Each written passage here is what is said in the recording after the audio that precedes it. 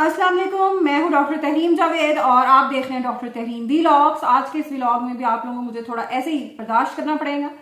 बहरहाल चलते हैं खबरों की तरफ और पाकिस्तान की सियासी सूरत हाल में क्या तब्दीलियां आई हैं पिछले 24 घंटों में उनके हवाले से बात करेंगे असद कैसर की दोबारा गिरफ्तारी के हवाले से, हाजरा खान की, इमरान खान के बारे में किताब के हवाले से, आसिफ गफूर साहब की कोर कमांडर कोयटा से उनकी कहां पे अब पोस्टिंग हुई है उसके हवाले से बात करेंगे आज के इस व्लॉग में। और स्मॉग जो इस वक्त पंजाब में एक बहुत बड़ा अलमिया और खतरा बन चुका है उसके हवाले से बात करेंगे। तो सबसे पहले बात करते हैं हाजरा खान के हवाले से।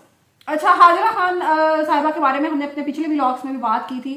अदाकारा हैं, मॉडल हैं और इसके अलावा सियासत में भी बहुत ज्यादा दिलचस्पी रखती हैं। कुछ लोगों को पीटीआई में बहुत ज्यादा जल्दी आगे आने का मौका मिला। हाजरा खान को बदकिस्मती से वो मौका नहीं मिल सका, जिस तरह हरीम खान को बहुत ज्यादा शोहरत मिली। और इसी तरह शो बिजनेस और एंटरटेनमेंट इंडस्ट्री से ताल्लुक रखने वाली और कई खवातीन को बहुत ज्यादा एक्सपोजर और स्कोप उनको मिला पीटीआई के दौरे हुकूमत में। हाजरा खान को बदकिस्मती से ऐसा नहीं मिल सका और अब उनको किताब लिखने के बाद, किताब अच्छा ये पहले भी लिख चुकी हैं, इसका दोबारा एडिशन पब्लिश किया गया। शायद पहले उनकी तरफ नजर नहीं पड़ी किसी की, नजर करम नहीं हुई उनकी तरफ और अब उनका किताब का एक रिवाइज्ड एडिशन आ चुका है। उसको बकायदा उसकी लॉन्चिंग कर दी गई है। लेकिन सवाल, $1 मिलियन क्वेश्चन ये है कि इससे इमरान खान के वोट बैंक पे क्या कोई फर्क पड़ेगा या नहीं पड़ेगा, और उसका जवाब आज ही हम आपको दे देते हैं। उसका जवाब है कि नहीं पड़ेगा, क्योंकि इमरान खान साहब की जो फॉलोइंग है खवातीन की खास तौर पर और अर्बन क्लास में, उनका जो करिश्मा है, जो उनकी कशिश है खवातीन में, उसको इन चीजों से कोई फर्क नहीं पड़ता। वो ये सोचते ही नहीं है कि हमारा लीडर जो है वो एक बहुत ज्यादा रिफाइंड पर्सनैलिटी का शख्स होना चाहिए और बहुत ज्यादा पढ़ा लिखा, किताबें पढ़ने वाला, नॉलेज वाला शख्स होना चाहिए, जो शख्स जर्मनी और जापान के बॉर्डर्स मिला दे और वजीर आजम भी रह चुका हो और उसके बावजूद भी उसकी फैन फॉलोइंग को, कल्ट फॉलोइंग को कोई फर्क ना पड़ रहा हो। और इतनी ज्यादा इस किस्म की बातें आ चुकी हैं। रिहाम खान की किताब के बाद क्या मतलब रह गया था? एक औरत जो उनकी बेगम रह चुकी है, उसकी किताब लिख देने के बाद मतलब कोई चीज क्या बाकी रह गई थी? तो आपको उस चीज से ही समझ आना चाहिए कि इमरान खान साहब की जो कल्ट फॉलोइंग है ना, उसे कोई फर्क नहीं पड़ता। दे डैम केयर। वो कहते हैं ये बस ना, ये सारा खान को डिफेम करने के लिए कर रहे हैं, गलत खान के खिलाफ कर रहे हैं ये सब चीजें। तो ना बात यह है कि कोई फर्क नहीं पड़ा, जो कुछ भी कर ले। इमरान खान साहब को शायद लाकर आपको खुद ही प्रेस कॉन्फ्रेंस करवानी पड़ेगी, लेकिन इमरान खान साहब आमादा नहीं होंगे। उन्होंने मानना नहीं है, क्योंकि है बड़े जिद्दी, तो उन्होंने मानना नहीं है। बहरहाल असद कैसर साहब को गिरफ्तार कर लिया गया, दोबारा उनकी गिरफ्तारी अमल में लाई जा चुकी है और उसकी वजह आप सब जानते हैं कि उसकी वजह क्या है। परवेज खटक अच्छे रह गए हैं, आराम से एंजॉय कर रहे हैं, पार्टी बनाई हुई है और लोगों को जबरदस्ती शामिल भी कर रहे हैं। तो ये सिलसिला चल रहा है और असद कैसर को दोबारा गिरफ्तार कर लिया गया। बहरहाल असद कैसर ने पीटीआई के दौरे हुकूमत में वैसे जितने प्रिविलेजेस एंजॉय कर ली हैं, तो इतनी थोड़ी बहुत कुर्बानी तो बनती है, वैसे ना बनती है, बिल्कुल बनती है। आसिफ गफूर साहब जो पाकिस्तान तहरीक इंसाफ के दिल के बड़े करीब रह चुके हैं, इमरान खान साहब की आंखों का तारा रह चुके हैं और उनका एक फिक्रा जो उन्होंने बतौर DGI इख्तियार दिया था, एक वन लाइनर बहुत पॉपुलर हुआ था और वो वन लाइनर था, अच्छा वो वन लाइनर था कि आप लोगों ने ना अब पीटीआई की हुकूमत ले आए, यानी हम पीटीआई की हुकूमत आ चुकी है, आप लोगों ने ना अब 6 महीने, सिर्फ 6 महीने पाकिस्तान में इतनी अच्छी चीजें हैं, आप दिखाएं, बताएं ना, पाकिस्तान का पॉजिटिव इमेज प्रमोट करें। तो उस टाइम भी हालात कुछ इसी किस्म के थे जिस तरह के आज हालात हैं, तो आप खुद सोच लें कि कितना पॉजिटिव इमेज प्रमोट किया जा सकता था। बहरहाल उन्होंने ये कहा जर्नलिस्ट को, और उसके जर्नलिस्ट को पता था कि अब हमें क्या ये कह रहे हैं, बिटवीन द लाइन्स मुझे हमें क्या कह रहे हैं।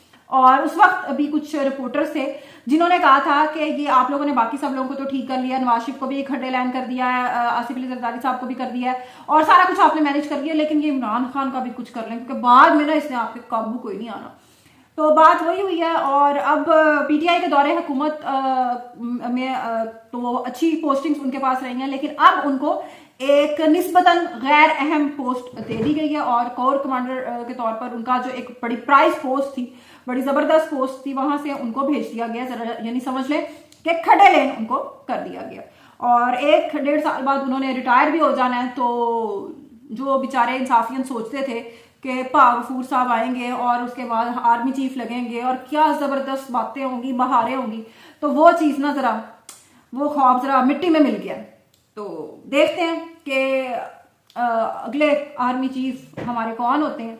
अब तो थोड़ा ही टाइम रह गया। वैसे स्मॉग जो पंजाब में एक बड़ा मसला बनी हुई है, और मैं खुद आपके सामने है कि स्मॉग और बाकी चीज़ों की वजह से कितना ज़्यादा इन्फेक्शन और कई मसले पैदा हो रहे हैं, सांस लेने में लोगों को मुश्किल हो रही है, इतनी सारी चीज़ें हो रही हैं। इसकी वजह क्या है? इसकी वजह ये है कि लाहौर में हमने सारे वसाइल लगा दिए हैं। हमने फैसलाबाद में फैक्ट्रियाँ सारी हैं, लाहौर में सारे वसाइल लगा दिए गए। वहाँ इतनी ट्रैफिक आती है, आप लाहौर सुबह सुबह चले जाएं, इतनी ट्रैफिक आ रही होती है, कचहरियों की अपनी ट्रैफिक आ रही है, यूनिवर्सिटीज़ की अपनी ट्रैफिक है, हर दफ्तर आपने लाहौर में लगा दिया। कर दें इसको, पंजाब को कर दें 3 सूबों में तकसीम, और लोगों को कामों के लिए आसानी पैदा करें। अगर इसी तरह ये चलता रहा तो मजीद 5 साल बाद ना लाहौर में सांस लेना ना खत्म हो जाना। दरख्त तो हमने लगाने नहीं है, आबादी हमने बढ़ाई जानी है, तो अगले 5 साल में आने वाले हालात इससे भी बुरे होने जा रहे हैं। अगर इससे बचना है तो पंजाब के छोटे यूनिट्स बनाएं, बाकी सूबों के भी बना सकते हैं, लेकिन चूंकि हमारा ताल्लुक पंजाब से है तो हम पंजाब की बात कर रहे हैं। पंजाब के छोटे यूनिट्स बनाएं, वहां पे भी कचहरियां, हाई कोर्ट, बार और ये सब चीजें करें, और ताकि ट्रैफिक जो है उसका बोझ एक शहर पर पड़ना बंद हो। बाकी शहरों में भी रोजगार पैदा करें ताकि रोजगार के लिए सारी आवाम इन 2-3 शहरों की तरफ ना आए। अगर ये चीजें आप करते हैं तो उसके बाद अच्छा दरख्त भी लगाएं और आबादी भी कम करें, ये चीजें भी करें। अगर ये सब चीजें हम करते हैं तो उसके बाद अगले 4-5 साल बाद हम अपनी आने वाली नस्लों को एक सांस लेने के काबिल पाकिस्तान देकर मर सकते हैं। वरना जो ये मौजूदा हालात चल रहे हैं, आप जहर आप देने को जा रहे हैं विरासत में। अपनी जो फ्यूचर जनरेशन हैं उनको हम ये जहर देने को जा रहे हैं, सिर्फ इसलिए कि हमने नून लीग को ही वोट देना है, और नून लीग ने आकर सारे वसाइल और सारे मंसूबे लाहौर पे लगा देने। तो ये जो अगले इलेक्शंस आ रहे हैं, ये सोच समझ कर वोट करें कि पिछले 35-40 साल से हम नून लीग को ही पंजाब में भुगत रहे हैं, और पंजाब का जो हाल हो चुका है स्मॉग से, वो अल्लाह ही माफ करे। स्कूल कॉलेज बंद करने से, लॉकडाउन करने से कुछ भी नहीं होना। अगर कुछ करना है तो खुदा का वास्ता पंजाब पे रहम कर दें। अल्लाह हाफिज।